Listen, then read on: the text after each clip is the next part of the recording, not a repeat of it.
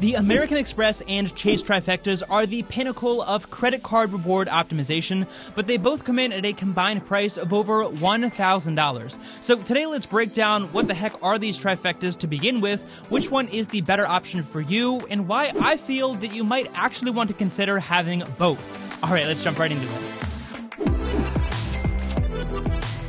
What is going on, everyone? I hope you are all having a fantastic day. Alright, so first of all, what is the Chase trifecta and what is the American Express trifecta? Because it's very possible that if you are new to the credit card space, you have never heard of either of these before. Well, first of all, the Chase trifecta consists of the Chase Freedom Flex, the Chase Freedom Unlimited, and either the Chase Sapphire Reserve or Sapphire Preferred. Now, sometimes people will sub out one of these cards for something like the Chase Ink Business Card or one of the other options from Chase, but we are just going to focus on those three credit cards that I just mentioned in today's video. So the Freedom Flex and Freedom Unlimited cards are both completely free, while the Sapphire Preferred comes in at $95 per year, and the Sapphire Reserve comes in at a much higher $550 per year. So depending on which Sapphire card and combination you decide to go with, you could get all three of these cards within the Chase trifecta for as low as just $95 per year. The American Express trifecta, on the other hand, consists of the American Express Blue Business Plus card,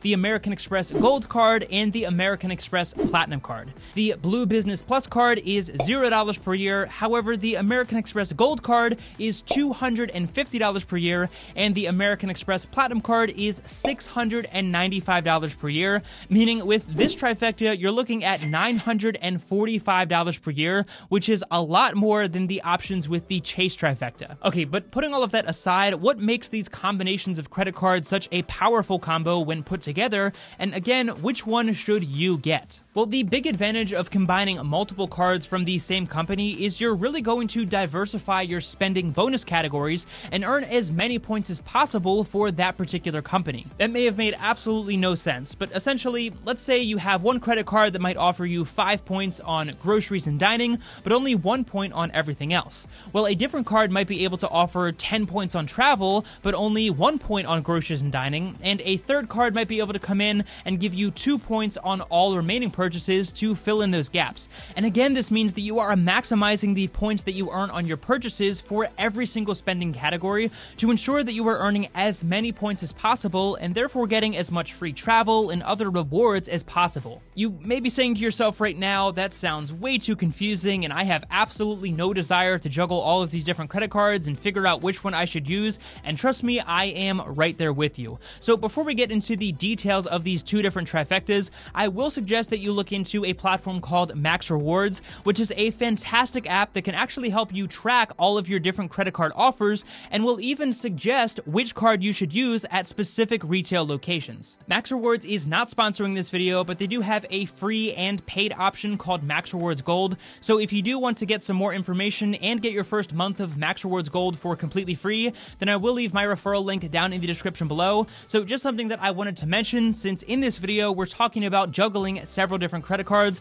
which trust me, it can get really confusing. Okay, so I have made 4 reviews on a lot of the different products that we're going to talk about, so if you want some more in-depth information on any of them, then I will also leave links to those down below. But to give you a real-world example of what I'm talking about here, with the American Express Platinum card, you're going to cover the travel side of things, getting 5 points on flights booked directly through the American Express portal, as well as a number of premium travel benefits like airport lounge access, a TSA PreCheck or global entry credits, and even complimentary Hilton or Marriott Gold status, among other things as well. However, it doesn't do anything on the dining or food side of things, which is where the American Express Gold card comes in and really picks up the slack, offering 4 points on dining and US supermarkets, but only offers 3 points on flights. Then the Blue Business Plus card comes in and offers 2 points on everything across the board on your first $50,000 of purchases every single year, meaning again, it's going to help fill in those gaps where the other two might fall short. So basically, you could use the Blue Business Plus card, which by the way, you do not need to have a business in order to get this card, and you could use that to book any of those non-bonus categories. Then you could use the Platinum card to book your flights and get 5 points per dollar, and then use the Gold card on all dining and supermarket purchases to get 4 points per dollar. And by doing so, again, you're basically creating the ultimate credit card setup that is earning the most points possible on all spending categories across the board. That being said, the American Express trifecta is almost $1,000 per year on its own, while the Chase trifecta gives you a little bit more flexibility with a few different card options. Now, I won't go over every single detail in today's video because we would probably be here forever and that would bore you to death, but to give you just one example, the Chase Sapphire Reserve, which again is $550 per year, is going to give you 5 points on flights booked with Chase, 10 points on rental cars, 3 points on other travel purchases, and again, just those additional premium travel benefits, including airport lounge access, the same TSA pre-check credit, and all of that good stuff. But again, it's only going to earn 1 point on all other purchases that don't meet one of those spending multipliers. So that's where the Chase Freedom Unlimited card comes in, which again is completely free and is able to pick up the slack and offers you a decent 3% back on dining and drugstores, plus you get 1.5% back on all other purchases. Combine that with something like the 3 points per dollar on travel and specific business categories with the Chase Inc. Business Preferred, and again, you've now covered all of your bases. And in this specific example, it would only cost $645 per year, since the Sapphire Reserve is $550 per year, and the Chase Inc. Business Preferred is $95. But again, Chase gives you a lot of flexibility in my opinion, and you could just stick with the regular Sapphire Preferred card and still cover a lot of ground in terms of point multipliers, and that means your whole trifecta would only be $95 per year. Alright, so I get that that was a lot to take in at once with all of those different examples, and you may be more confused now than you were at the beginning of the video. And to that I will say that I do think that sometimes these credit card companies make all of this a little bit confusing in order to keep credit card nerds like myself from robbing them blind for free travel and other rewards. So again, if you have absolutely no desire to do any of this, then either just keep it simple with 1 or 2 credit cards, or use a platform like Max Rewards to help you easily track all of these different benefits and rewards and which card you should use for certain spending categories. But with all of that information that I just dumped on you, let's now answer the 2 big questions that you're probably still wondering. Which of these 2 trifectas is better in my opinion, and do you need to have both of them? Well, it depends on how you define better, but in my opinion, better would be getting the highest value for the money that you're spending, and in my opinion, the very clear winner in that situation would be the Chase trifecta by a landslide. Again, you just have way more flexibility in terms of the different card options that you can substitute in and out with this trifecta, and again, the lowest combination is just $95 per year, while the American Express trifecta is easily almost $1,000 per year no matter what. Now, it is super important to consider the different redemption options for each of these companies in order to truly understand the value that you're getting out of this investment,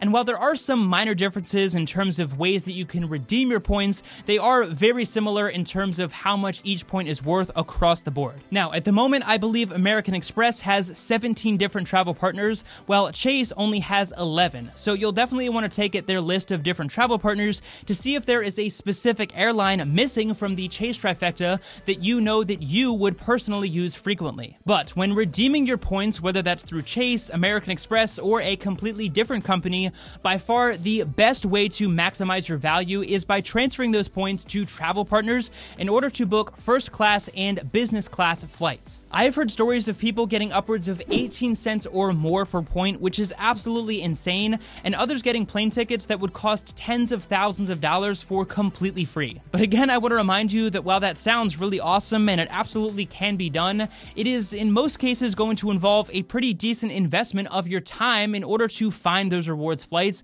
and figure out how to truly maximize the value of your points. So if you plan to just use those points to redeem them for cash, or even worse, just put them directly towards your statement credits, then I would avoid these trifectas at all cost, because you would be way better off just getting a simple card like the SoFi credit card or the Citi Double Cash card and just taking your 2% cash back and calling it a day. But even with a little bit of effort on your end, you can convert these points and easily get 3 cents or more per point, not to mention all of the other amazing benefits that these products are able to offer. So if you are brand new to this complex credit card space, then I would definitely start off with the Chase trifecta. Number 1, because it is much more affordable, but number 2, remember that Chase does have that pesky 524 rule, where if you have applied for 5 different credit cards in the past 24 months, then you will be automatically denied from any new Chase credit card application. So you could always always start off with the Chase trifecta, see how that works for you, and then down the road, if you decide to try out the American Express trifecta, you can get working on that as well and try to maximize the benefit of all of these cards at once. However, I would definitely not go and open all 6 of these credit cards at one time, because that would be horrible for your credit score, insanely expensive, and pretty difficult to implement right out of the gate in an efficient and effective way. So do you need to have both of these? No, absolutely not. In fact, you don't really need to have one of them unless you truly think that you're going to get a net benefit out of setting up these different trifectas. For most people who are traveling 1 or 2 times per year, having both of these setups would definitely be excessive, but if you are a frequent traveler who is able to take advantage of these premium travel benefits and maximize the value that you're getting out of these cards, then you might be able to justify the cost of getting and setting up both of these trifectas. Plus, as long as you are paying off all of these cards on time, every time without fail, then over a long period of time, this would actually be really good for your credit score. So for the time being, I will be sticking with the Chase trifecta. However, I do still have my American Express Gold card, and that may be something that I continue to leverage in the future as I grow into the American Express trifecta, and I'm able to justify the cost of that setup as well. But as always, this is just my opinion, so I would love to know what you think of all of this down in the comment section below, and whether you prefer the American Express trifecta or the Chase trifecta, and why you feel that is the better setup for your financial situation. As always, if you did get value out of this content and you want to help support me, the easiest way to do that is actually by checking out some of my favorite financial tools down in the description below, including one offer from the Point Cashback debit card that will currently give you $100 when you open your account and make your first purchase, so definitely check that out using the link down below. Be sure to hit the like button and subscribe to the channel for more content like this in the future, and of course, thank you so much for your time. I really do appreciate it so much. Take it easy, and I'll see you in the next one.